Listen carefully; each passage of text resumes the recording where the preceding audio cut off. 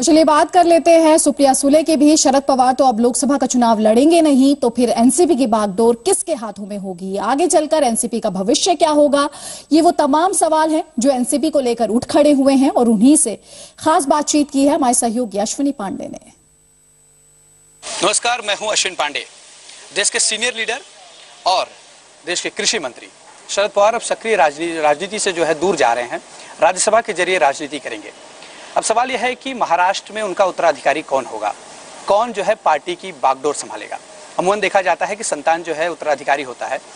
इसी मसले पर बातचीत करने के लिए, साथ ही और भी कई राजनीतिक मुद्दों पर बातचीत करने के लिए हमारे साथ शरद पवार जी की बेटी जो है सुप्रिया सुले जी हैं। आपका स्वागत है जी न्यूज़ में। सुप्रिया जी, सबसे अहम सवाल यही है कि आखिरकार अब शरद पवार जी के लिए जो है उत्तराधिकारी के तौर पर आप अपने आप को मानती हैं या नहीं? एक तो पवार साहब कहीं नहीं जा रहे, वो यही है, और उनका उत्तराधिकारी कौन होगा इसी में हमारे यहाँ कोई चर्चा भी नहीं है।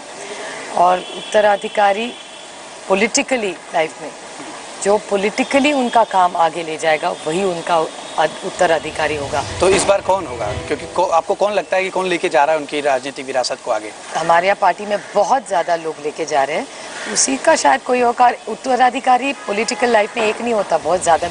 आपसे ये जानना चाहूँगा, अभी चुनाव नज़दीक है, आप अपनी असल लड़ाई किसके साथ मानती हैं? शिवसेना के साथ, बीजेपी के साथ, एमएनएस के साथ? शिवसेना, बीजेपी, मन से हम किसी को नहीं अलग मानते। ये सारे एनडीए में है, वो जो भी है वो सारे हमारे विरोध में जो काम करते हैं वो विरोधी है। मोदी की हवा है, मानती हैं आप? नहीं, बिल्कुल भी नहीं। मैं एडवर्टाइजिंग पे इतना ध्यान ही नहीं देती। एनसीपी जो है एनडीए के साथ पोस्ट इलेक्शन अलायंस कर ले, क्या इसमें कोई चांसेस हैं?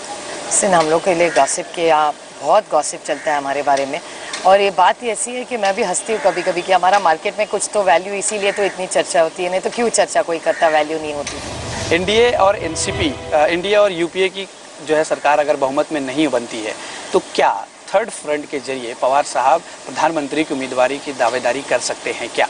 नहीं, क्योंकि हम यूपीए, हम इसमें है ही नहीं, हम यूपी में हैं, यूपीए में हैं हम, तो कैसे थर्ड फ्रंट में जा सकते हैं? आपको लगता है कि यूपीए सरकार के खिलाफ लोगों में गुस्सा है, तभी यही वजह कि कई मंत्री इस बार चुनाव लड़ने से भी कतरा रहे हैं कांग्रेस के? नहीं, ऐसा नहीं है, वो कतरा नहीं रहे, बहुत सारे कर रहे। मैं गॉसिप ज़रूर सुन रही, लेकिन किसी के कोई पर्सनल रीजंस है, ऐसे नहीं है। सारे मंत्री तो लड़ रहे हैं अभी। सुप्रिया सुले जी ने साफ तौर पे कहा है कि ये किसी राजनीतिक, जैसा कि इन्होंने कहा कि इनके कई राजनीतिक पार्टियों से इनके परिवार के रिश्ते हैं, लेकिन किसी राजनीतिक पार्टी से गठबंधन हो ऐसा नहीं है, वो यूपीए के साथ ही जाएंगी। साथ ही शरद पवार के सवाल पर उन्होंने साफ तौर पे कहा है कि पवार साहब सक्रिय राजनीति से बाहर नहीं गए हैं। तो इलेक्शन तो इंडियन है लेकिन मटेरियल चाइनीज है, क्यों कह रहे हैं ऐसा? ब्रेक के बाद।